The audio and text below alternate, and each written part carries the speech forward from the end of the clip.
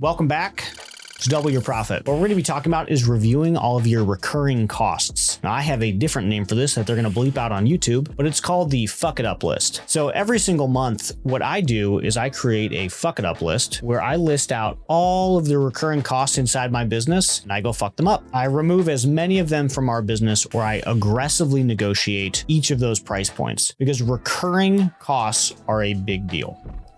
So first off, every single cost matters, especially if it's recurring. I'm going to care about $100 a month, and I'm going to care about $2,000 a month. Might care a little bit more about the $2,000 a month, but you can stack up a lot of those little $100 at a time things inside a $30 million business, and they're kind of hard to catch. So what you should be doing every single month is, first off, you have to get onto a credit card system that allows for cost segregation. You want to be able to set it up so that each and every service has its own digital credit card. Ramp has this, Divvy has this, but if you go to a Chase or an American Express, they don't. So your credit system matters to be able to effectively manage this. The reason the digital vendor card matters is because you can isolate costs. So if I want to go in and renegotiate a specific vendor cost, this is one of those golden rules. He who has the gold makes the rules. So it's much easier to negotiate a cost while you still have the money versus if they were already charging and they have the money in their account. So when you have a vendor card, what you can do if you're getting ready to cancel it or renegotiate it or do whatever you're about to do, just cancel the vendor card. That is a really important tool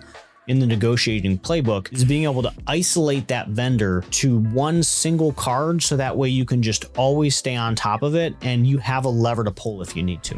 The next one is keeping a running list of all of the different recurring services that you have. And if you're sitting there thinking, that's a lot, I don't really want to keep that list, my friend, that is probably the point. If you have that many recurring services that it's a lot, then that's a really good place to start. Sometimes creating a report or creating a system to manage things is about being annoying. So this is one of those things where I actually kind of want this to be painful, because what that's going to encourage us to do is have less of them. The more annoying that it is to put together this report, the more incentivized we're all going to be to have less recurring services. Once you have that list and you have the vendor cards, you want to be reviewing these things monthly, even more if you can, depending on how often they charge, and constantly checking back in with your team on, hey, is this tool still useful? And sometimes just to watch the world burn, maybe cancel the card and see if they actually do still need it.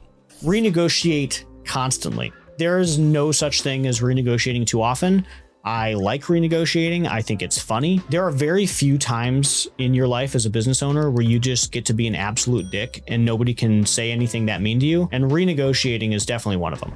My other couple big tips on this is you want to assign budget owners for recurring costs. It should be as inconvenient as humanly possible to bring on recurring costs. And I mean, it should be awful. So including your department heads in giving them budget ownership and forcing an approval process for recurring expenses that is extremely inconvenient is an awesome way to save money.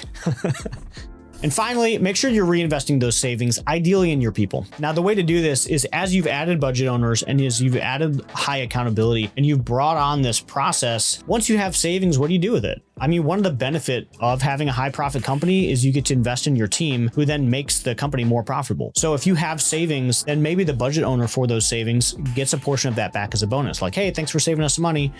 Here's some money. If you liked this video on ruthlessly cutting recurring expenses, make sure you like and sub for more.